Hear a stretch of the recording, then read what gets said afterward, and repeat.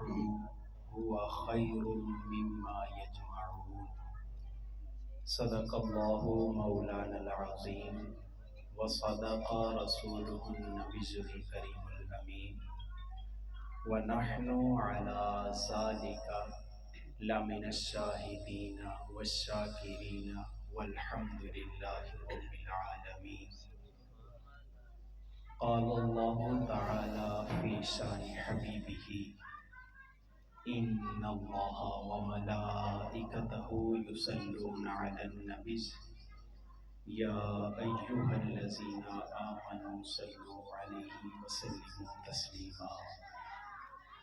تمام آواز بلند بہت ہی ذوق شوق عقیدت اور محبت کے ساتھ سرکار دو عالم صلی اللہ علیہ وآلہ وسلم کی ذات ببرکت پر درود پاک کا نذرانہ پیش کیجیے. پڑھیے الصلاۃ والسلام علیک یا رسول اللہ الصلاۃ والسلام علیک یا سیدی یا حبیب اللہ. سرکار دو عالم نور مجسم شاہ بنی آدم رسول محتشم صلی اللہ تعالی علیہ وآلہ وسلم کی ذات ببرکت پر درود پاک پڑھنے کے بے شمار فضائل و برکات ہیں. چنانچہ حضرت مفتی احمد یار خان نعیمی رحمۃ اللہ تعالی علیہ انہوں نے اپنی کتاب مواعظ نعیمیہ کے اندر بہت ہی پیاری حکایت نقل فرمائی ہے. آپ لکھتے ہیں سلطان محمود غزنوی رحمۃ اللہ تعالی علیہ کا دور خلافت تھا، آپ کی حکومت تھی. آپ کی سلطنت کے اندر ایک ایسا شخص تھا جو بہت زیادہ قرضدار تھا، جس کے اوپر بہت زیادہ قرض تھا. وہ لوگوں کے پاس گیا، جا کر کہتا ہے کوئی میری ہیلپ کرے، کوئی بندہ میری مدد کرے، لیکن کوئی بھی مدد کے لیے تیار نہ ہوا. جب وہ بے بس ہو گیا، کوئی چارہ نظر نہ آیا، کسی طرف سے مدد ملتی ہوئی نظر نہ آئی، تو اس بندے نے سارے کام چھوڑ کر میرے نبی پر درود پاک پڑھنا شروع کیا. اللہ اکبر. پریشانی کا عالم ہے، بے بسی کا عالم ہے، درود پاک پڑھ رہا ہے. درود پاک پڑھتے پڑھتے رات ہو جاتی ہے. درود پاک پڑھتے پڑھتے وہ بندہ سو جاتا ہے. ظاہری آنکھ بند کیا ہوتی ہے، قسمت کی آنکھ کھل جاتی ہے. جب وہ بندہ سوتا ہے، سرکار دو عالم صلی اللہ علیہ وسلم خواب میں تشریف لے آتے ہیں. آپ اس بندے سے فرماتے ہیں اے میرے امتی، اے میرے دیوانے، تو پریشان کیوں ہے؟ وہ بندہ عرض کرتا ہے یا رسول اللہ صلی اللہ علیہ وسلم، میرے اوپر بہت زیادہ قرض ہے، میں بہت پریشان ہوں. لوگوں کے پاس گیا کہ میری مدد کے لیے تیار بھی نہ ہوا.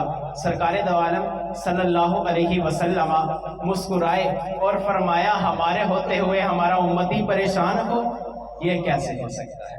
سرکار دو عالم صلی اللہ علیہ وسلم نے ارشاد فرمایا اے میرے امتی، اے میرے دیوانے، تو پریشان نہ ہو. صبح اٹھ سلطان محمود غزنوی کے دروازے پر جا کے دستک دے اور اسے جا کر کہنا تمہارے نبی نے مجھے بھیجا،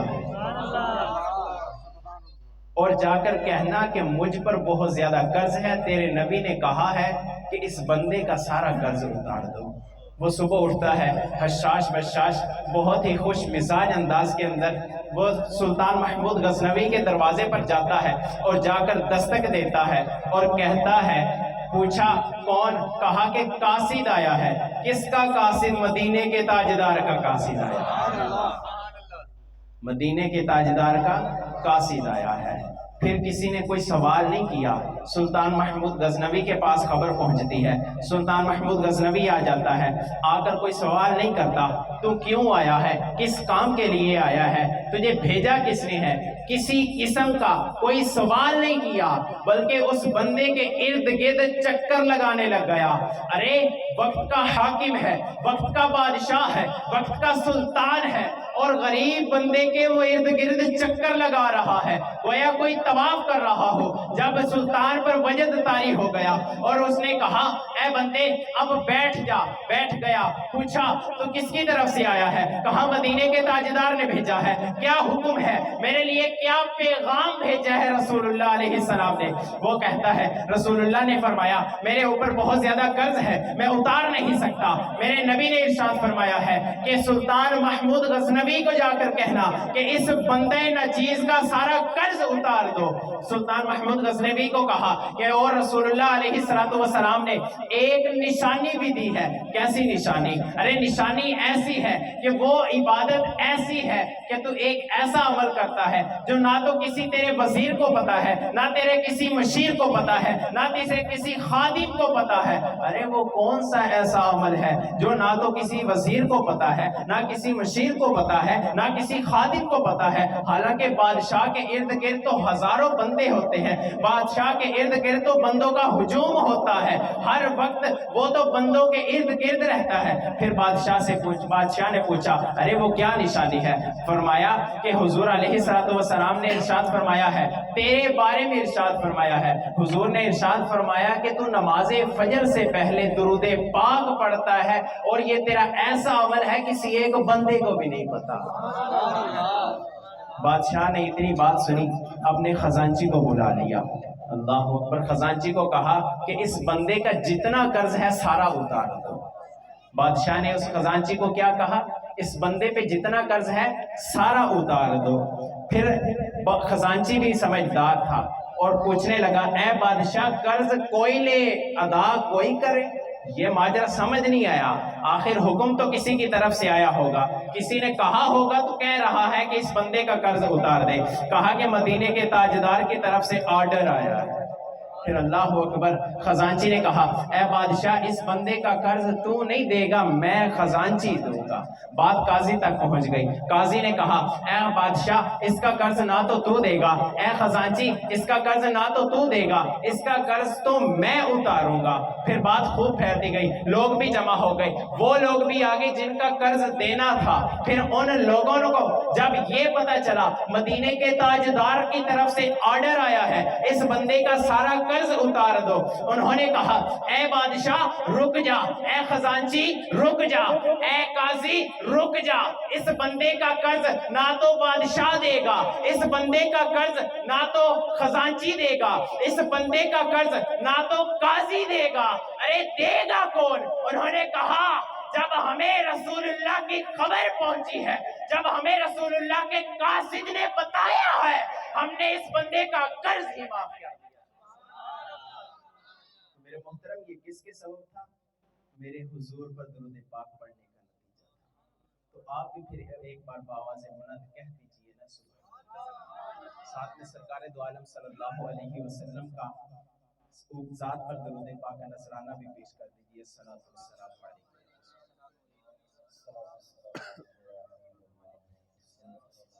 خالق کائنات نے قرآن پاک کے پارے کے اندر ارشاد فرمایا ہے قُلْ بِفَضْلِ اللَّهِ وَبِرَحْمَتِهِ فَبِذَلِكَ فَلْيَفْرَحُوا هُوَ خَيْرٌ مِّمَّا يَجْمَعُونَ۔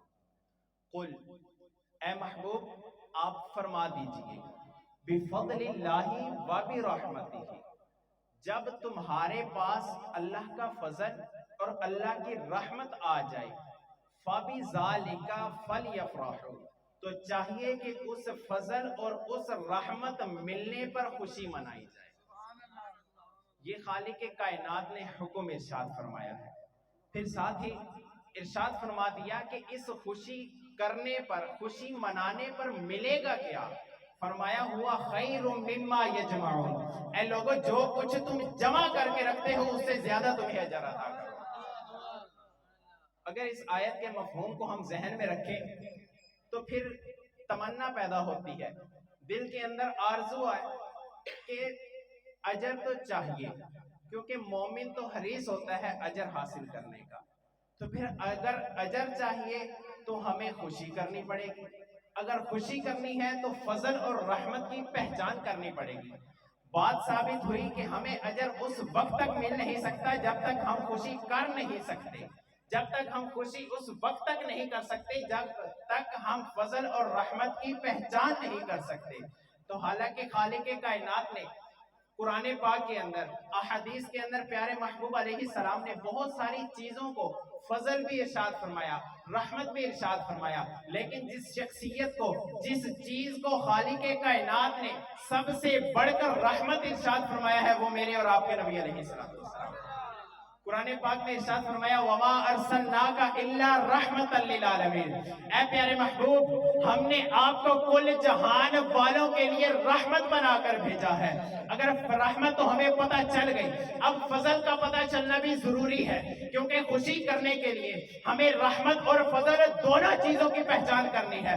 خالق کائنات نے 12:22 کے اندر ارشاد فرمایا بشر المؤمنین بأن لهم من اللہ فضلا کبیرا، اے محبوب آپ اپنے امتیوں کو خوشخبری دے دیجئے، اے محبوب آپ اپنے امتیوں کو بشارت دے دیجئے، بأن لهم من اللہ، خالق کائنات نے جو مجھے تمہارے اندر رسول بنا کر بھیجا ہے، فضلا کبیرا، یہ خالق کائنات کا سب سے بڑا فضل ہے۔ تو میرے محترم ثابت ہوا کہ خالق کائنات کا فضل سے مراد کیا ہے؟ میرے نبی کی ذات ہے۔ رحمت سے مراد کیا ہے؟ میرے نبی کی ذات ہے۔ جب حضور علیہ السلام دنیا میں تشریف لے آئے، ثابت ہوا فضل بھی آ گیا، رحمت بھی آ گیا۔ اب ہمارا کام اگلا کیا ہے؟ خوشی کرنا۔ پھر بات آتی ہے کہ خوشی کس ٹائپ کی ہو، کس قسم کی ہو؟ کیا قرآن پاک کے اندر اس کی بھی کوئی قید آئی ہے؟ نہیں میرے محترم، خالق کائنات نے مطلقاً ارشاد فرمایا قُلْ بِفَضْلِ اللَّهِ وَبِرَحْمَتِهِ فَبِذَلِكَ فَلْيَفْرَحُوا، چاہیے کہ اس فضل اور رحمت کے ملنے پر خوشی کی جائے۔ یہ نہیں بتایا کہ خوشی کتنی ہو، خوشی زیادہ ہو یا کم ہو، لیکن آج کے ملا حضرات ہماری اس خوشی کو قید کیسے کر سکتے ہیں؟ میرے محترم، ان کو کوئی اختیار نہیں ہے کہ وہ ہمارے خوشی منانے پر کوئی اعتراض کریں، ہمارے خوشی منانے پر کوئی سوال پیدا کریں۔ کیوں؟ خالق کائنات نے مطلقاً ارشاد فرمایا ہے فَبِذَلِكَ فَلْيَفْرَحُوا، تو پھر ہماری خوشی قید نہیں ہو سکتی۔ لیکن وہ ایک سوال کرتے ہیں، کہتے ہیں نبی پاک علیہ السلام نے ارشاد فرمایا ہے، کیا ارشاد فرمایا ہے؟ بازار بہت بری چیز ہے، مسجدیں بہت اچھی جگہ ہے۔ بازار بہت ایک گندی جگہ ہے۔ آپ ٹھیک ہے، آپ جشن کرتے ہیں، خوشی مناتے ہیں، آپ مسجدوں کو سجائیں، لائٹیں لگائیں، جھنڈیاں لگائیں، لیکن بازاروں کو کیوں سجاتے ہو؟ اس کو تو حضور علیہ السلام نے گندی جگہ کہا ہے۔ ارے ان کو یہ چاہیے کہ اگر بخاری کے اندر یہ حدیث پڑھی ہے، اسی کے اگلے باب میں بخاری شریف میں کے اندر یہ حدیث پاک کی ہے، خالق کائنات کے پیارے محبوب نے ارشاد فرمایا ہے اے لوگو، جب تم میں سے کوئی ایک بندہ بازار کی طرف جائے اور چوتھا کلمہ پڑھ لے، اس کو لاکھوں نیکی عطا ہوتی ہے۔ بعض روایات کے اندر 4 لاکھ نیکیاں عطا ہوتی ہیں اور 4 لاکھ گناہ خالق کائنات مٹا دیتا ہے۔ میرے محترم، ان سے سوال کیا جائے گندی جگہ جانے سے لاکھوں نیکیاں؟ نہیں۔ پھر بات سمجھ نہیں آئی، وہ کہیں گے حضرت آپ نے تو ہمیں پھنسا دیا۔ ارے ہمیں پھنسائیں گے، یہ تو ہم نے نقلی دلیل دی ہے، یہ حدیث سے ثابت کیا ہے۔ آؤ ذرا پھر ایک اور سوال کرتے ہیں ان سے کہتے ہیں حضرت آپ نے کپڑے خریدے، آپ نے ٹوپی خریدی، آپ نے جوتا خریدا، آپ نے جرابیں خریدی، آپ نے جو کچھ لے کر آئے ہو وہ کہاں سے لے کر آئے ہو؟ کہیں گے بازار سے۔ حضرت گندی جگہ سے؟ ارے یہ اتنی اچھی چیزیں لے کر آتے ہوئے گندی جگہ سے شرم نہیں آئی؟ تمہارا ضمیر گوارا کیسے کر گیا گندی جگہ سے اتنی اچھی چیزیں لے آیا؟ ارے تمہاری شرم و حیا کہاں گم ہو گئی؟ جب نبی کا میلاد آتا ہے تم سوالات کرتے ہو، اس وقت کیوں موت پڑ جاتی ہے؟ میرا محترم، بات سمجھ نہیں لگتا۔ پھر ٹھیک ہے، میں آپ کو پھر حدیث پاک سے ثابت کر دیتا ہوں۔ حضور علیہ السلام کے پیاری پیاری حدیث پاک ہے، مسلم شریف کی حدیث پاک ہے۔ صحابی رسول بارگاہ رسالت مآب میں حاضر ہوتا ہے، عرض کرتا ہے یا رسول اللہ صلی اللہ علیہ وسلم سبینا ان رسول اللہ صلی اللہ علیہ وسلم ان صوم یوم الاثنین، یا رسول اللہ صلی اللہ علیہ وسلم آپ پیر شریف کا روزہ رکھتے ہیں، اس کی کیا وجہ ہے؟ ذرا سننا، وہ لوگ بھی سنیں جو ہم پر اعتراض کرتے ہیں، وہ لوگ بھی سنیں جو جشن مناتے ہیں، ارے وہ لوگ بھی سنیں جو اس میلاد کے اندر شریک ہے، ذرا اپنے دلوں کو تھام کر میرے رسول اللہ کا جواب سنیے گا۔ حضور علیہ السلام نے ارشاد فرمایا فیہ ولدت وفیہ انزل علیہ، میرے حضور نے ارشاد فرمایا ہے اے لوگوں اس دن خالق کائنات نے مجھے پیدا کیا تھا، اسی دن مجھ پر پہلی وحی نازل ہوئی تھی، اس شکرانے کے اندر میں خالق کائنات کا شکر ادا کرتے ہوئے پیر شریف کا روزہ رکھ لیتا ہوں۔ نعرہ تکبیر، نعرہ رسالت، نعرہ رسالت، نعرہ حیدری۔ اب وہ لوگ کہاں کہ جو ہم پر اعتراض کرتے ہیں حضرت آپ میلاد منانا کہاں سے ثابت ہے؟ ان کو ذرا بتاؤ، اگر آپ یہ بات کرتے ہو ہم سال بعد میلاد منائیں، ہم سال بعد اپنے گھروں کو سجائیں، ہم سال بعد اپنی مساجدوں کو سجائیں، ہم سال بعد اپنے گلی محلے کو سجا لیں، ہم سال بعد اپنے بازاروں کو سجا لیں، تمہیں تکلیف ہوتی ہے؟ ارے اگر تم یہ بات کرتے ہو پھر رسول اللہ بھی تو ہر ہفتے اپنا میلاد مناتے تھے، اس چیز کو کیوں نہیں مد نظر رکھتے؟ یہ تو تھی جو حدیث پاک مسلم شریف کی۔ اگر بزرگان دین کے اقوال کو دیکھا جائے، اگر اس چیز کو دیکھا جائے کہ جب حضور علیہ السلام دنیا میں تشریف لائے اس وقت کیا کیا نشانیاں ظاہر ہوئیں، ان سے بھی تو ظاہری بات ہے میلاد منانا ثابت ہوا ہوگا، ظاہری سی بات ہے۔ جب حضور دنیا میں تشریف لائے، حضور کا پاؤں معجزہ بنا، حضور کا ہاتھ مبارک معجزہ بنا، حضور کی آنکھ مبارک معجزہ، اگر ہم یہ بات کریں تو حضور کی ہر ادا معجزہ ہے۔ جب حضور دنیا میں تشریف لائے تب بھی تو کوئی نشانی ظاہر ہوئی ہوگی۔ آئیے ذرا امام ابن حاکم رحمت اللہ تعالیٰ علیہ ان کو پڑھتے ہیں، ذرا انہوں نے کیا نشانی لکھی ہے۔ آپ لکھتے ہیں جس رات حضور علیہ السلام دنیا میں تشریف لائے، جس رات کو آپ نے شرف عطا فرمایا تھا، اس رات خالق کائنات نے اپنے فرشتوں کو فرمایا اے یا ایوہ الملائکہ، اے ملائکہ، فرشتے حاضر ہو گئے، عرض کی اے باری تعالیٰ کیا حکم ہے ہمارے لیے؟ پھر اللہ تبارک و تعالیٰ نے ارشاد فرمایا اے فرشتوں افتحوا ابواب السماء کلیہا، اے فرشتوں آسمان کے سارے رحمت والے دروازے کھول دو، عرض کی باری تعالیٰ کھل گئے۔ پھر اللہ تبارک و تعالیٰ نے ارشاد فرمایا افتحوا ابواب الجنان، اے فرشتوں جنتوں کے سارے دروازے کھول دے، عرض کی باری تعالیٰ کھل گئے۔ خالق کائنات نے ارشاد فرمایا اغلقوا ابواب الجہنم، اے فرشتوں جہنم کے سارے دروازے بند کر دو، عرض کی باری تعالیٰ بند ہو گئے۔ ذرا ہاتھ رکھ کر دلوں پر یہ جواب سنیے گا، خالق کائنات نے ارشاد فرمایا اے فرشتوں آج کی رات کسی عورت کو بیٹی نہ دینا، سب عورتوں کو بیٹے دینا، کیوں؟ لکرامتی ولادت محمد، کیونکہ آج میرے محبوب کی ولادت کا دن ہے، اس خوشی میں ہم لنگر تقسیم کر رہے ہیں۔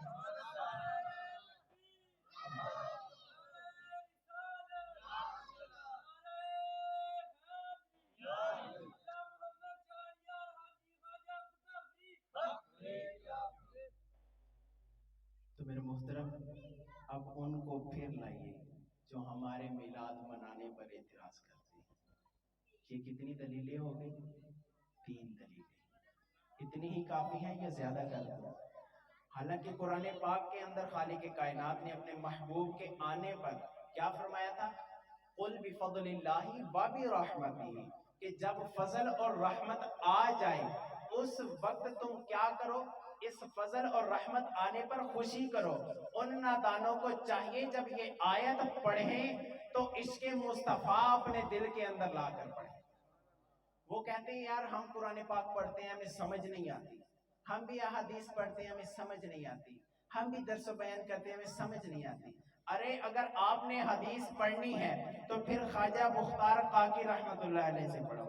ارے اگر آپ نے حدیث پڑھنی ہے تو آپ کسی سنی عالم دین سے جا کر پڑھو۔ اگر آپ نے حدیث پڑھنی ہے، قرآن کا ترجمہ پڑھنا ہے تو اپنے دل کے اندر جو بغض ہے اس بغض کو صاف کر کے پھر پڑھو گے تو سمجھ آئے گی کہاں پر میرے رسول اللہ کا ارشاد فرمایا، کہاں پر میرے رسول اللہ کے ولادت کی خوشی کا حکم ہے، کہاں پر میرے رسول اللہ کی اتباع کا حکم ہے، کہاں پر خالق کائنات نے یہ فرمایا کہ میرے محبوب کی اتباع کرو۔